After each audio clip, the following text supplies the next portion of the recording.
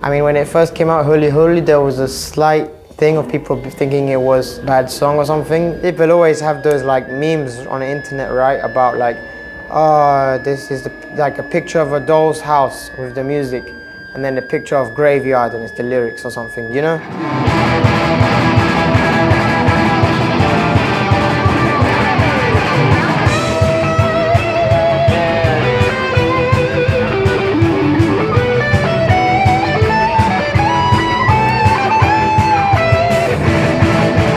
I feel lots of people doing songs about this kind of thing, but doing it in a kind of boring way, or doing it in a way where the like moral is super obvious, or there's nothing funny or actually dramatic about it. It's kind of just saying an obvious thing, which we all know is true, which is that this kind of Andrew Tate stuff is bad.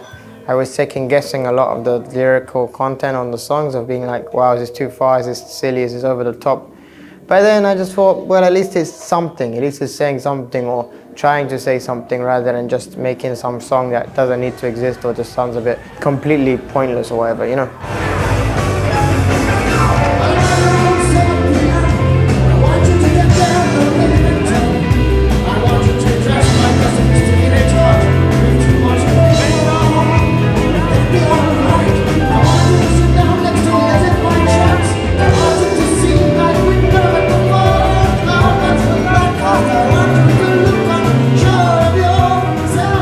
I think people are often afraid of trying to imitate or portray genres that they're not extremely well versed in, or sometimes they feel like out of place, or they are scared of maybe being called as this thing of cultural appropriation, for example, or like pretentiousness, maybe, for example, to be trying to play musical genres that you're not an expert in, or that is from a background that you don't have. But I think, you know, the great thing about music is that transcends all borders and transcends language. So I think the more things you take inspiration from and you try and work into your own thing without being scared about how it's going to come across, it's only going to elevate what you're doing. So with all the Brazilian stuff, I thought, well, I'm not going to worry about, I know I'm going to do it wrong. I know I'm going to do this Latin stuff, I'm not going to be able to do it right.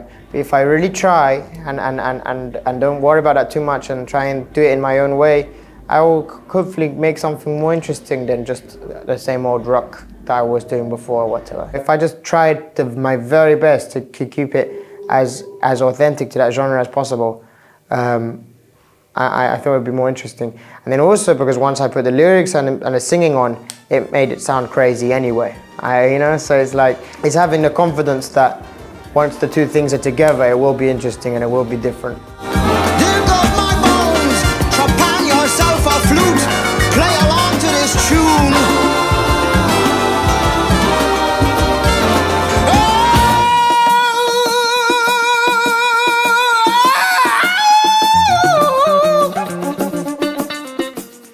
I've done music before where people are not looking at each other, looking at the ground, looking at the floor, looking the other way, and it's like, then you just think, what's the point? What's the point of even playing music if you're not going to look at each other? Why are you playing in the same band? Just go home and play along to a record if you're not going to look at each other, if you're not going to play together properly. So that's the whole point. Yep. You have to be able to know how to adapt in real time, to say, right, for whatever reason this thing I thought would work isn't working, we have to fix it right now. And that happens every night, playing like music with improvised sections. There's bits where it just doesn't sound good, or it doesn't sound right. And the thing is not kind of killing yourself at that moment, you know. The thing is to try and say, right, well, we're going to fix it. We're going to sort it out. And sometimes the very best stuff of this improvised stuff comes out of things that are not so good. You know, you're playing something and you think, oof, no, this is not right. You have to weather the storm and think, okay, let's go into something good. And sometimes you do. Sometimes you don't, but oftentimes you do. And 10 seconds in the crowd feels like 5 minutes on stage. On stage, 1 second can just feel so long. So you overthink everything that you do. It actually takes quite some effort to relax and think, let's take our time and let's not worry, you know. I want to make music that's even more heavy, to be honest.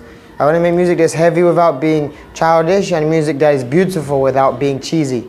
That's my two biggest goals. That jazz song can be heavy, you know. A classical piece can be heavy. And then it's at the same time very beautiful without being cheesy.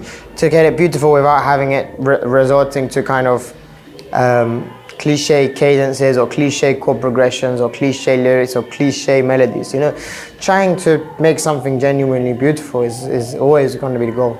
So yeah, that's the two things that I want to do. To act as if I'm any different than the rest. Pick me, I'm different than all the rest.